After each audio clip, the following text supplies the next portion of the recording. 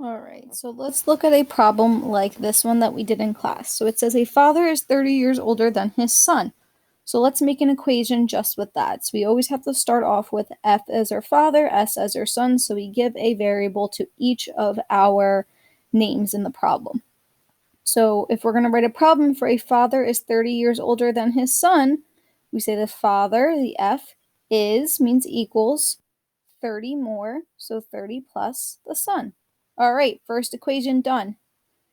Then it says 1 year ago he was 4 times as old as his son. So anytime we see times, we know there's going to be parentheses. So it says 1 year ago, so we take the father's age, subtract 1, and set it equal to the son's age and subtract 1. But because it says 4 times and not that they're equal 1 year ago, we put a 4 on the outside and put parentheses. So anytime you see 4 times, 3 times, twice, things like that, you're going to need the parentheses here. Then our next step is to take our first equation and plug it into our second. So instead of putting f, we're going to have 30 plus s. We're substituting it in.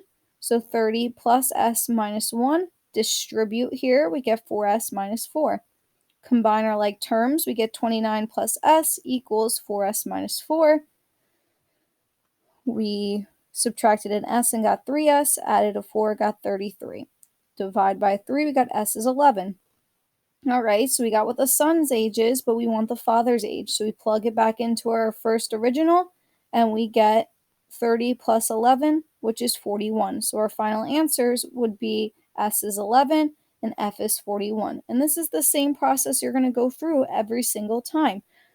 You find the first equation, find the second, plug the first into the second, solve, plug the answer into the first equation, and you have your two answers.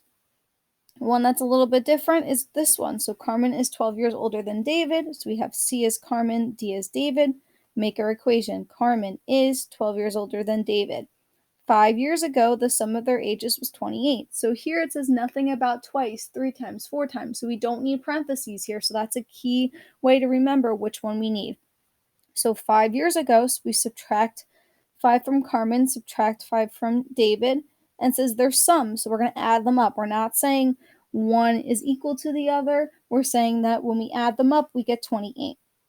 Once again, we take our first equation, plug it into the second. So 12 plus d minus 5 plus d minus 5.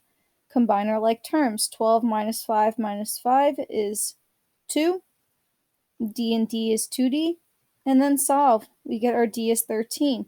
Once again, once we get one of our variables, we plug it into our first equation. So C equals 12 plus 13, which is 25. So our final answer would be D is 13, C is 25.